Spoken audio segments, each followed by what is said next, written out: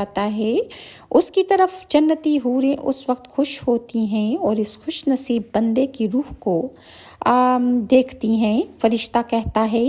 کہ اے پاک نفس، اے پاک روح، اچھے درختوں اور ان کے دراز سایوں اور بہتے ہوئے پانیوں کی طرف چل۔ ملک الموت اس پر ماں سے بھی زیادہ شفقت کرتا ہے،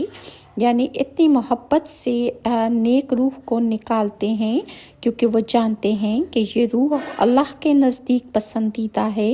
اس لیے ملک الموت اس میت پر نرمی کرتے ہوئے خدا کی رضا چاہتا ہے، بس اس کی روح اس طرح نکالی جاتی ہے کہ جس طرح آٹے سے بال نکال دیا جاتا ہے۔ رسول اللہ صلی اللہ علیہ وآلہ وسلم نے ارشاد فرمایا، ادھر روح نکلتی ہے، ادھر فرشتے کہتے ہیں کہ سورہ نحل کی آیت نمبر 32، اس فرمان کے وہ لوگ جن کو فرشتے موت دیتے ہیں پاک روحوں کو سلام ملتا ہے۔ اور پھر نبی کریم صلی اللہ علیہ وسلم نے ارشاد فرمایا کہ بندہ مومن کے لیے تو راحت اور خوشبوئیں ہیں اور اس کے لیے نعمتوں سے پر جنتیں ہوتی ہیں۔ جب ملک الموت ان کی روح نکالتے ہیں تو روح جسم کو مبارک دیتی ہے اور روح کہتی ہے کہ اے جسم، تو مجھے اللہ کی اطاعت کی طرف جلدی سے لے جاتا تھا اور مصیبت سے پرہیز کراتا تھا، آج تجھ کو مبارک ہو کہ خود بھی تو نے نجات پائی اور مجھ کو بھی نجات دلائی۔ اور جسم بھی روح کو یہی مبارکباد دیتا ہے اور زمین کے وہ حصے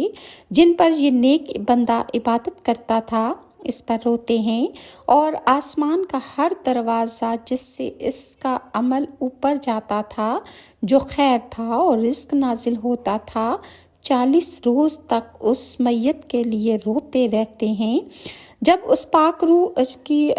پاک جسم سے روح نکل جاتی ہے تو 500 فرشتے اس کے پاس کھڑے ہوتے ہیں۔ جب انسان اس کو کسی پہلو پر لٹانا چاہتا ہے، فرشتے اسے اس پہلو پر پہلے ہی لٹا دیتے ہیں۔ انسانوں کے کفن پہنانے سے پہلے فرشتے اس روح کو کفن پہنا دیتے ہیں، ان کی خوشبو لگانے سے پہلے خوشبو لگا دیتے ہیں۔ اس کے گھر سے لے کر قبر تک فرشتوں کی دور دور تک قطاریں کھڑی ہو جاتی ہیں اور اس کے لیے استغفار پڑھتی ہیں۔ اس وقت شیطان اس کی قدر و منزلت دیکھ کر بہت چیختا اور چلاتا ہے اور اپنے لشکر سے کہتا ہے کہ تمہارے لیے خرابی ہو، اس بندے کا اتنا اچھا انجام ہوا، اور جواب پاتا ہے کہ یہ بندہ گناہوں سے بچتا تھا۔ جب ملک الموت اس کی روح کو آسمان پر پہنچاتے ہیں تو حضرت جبرائیل علیہ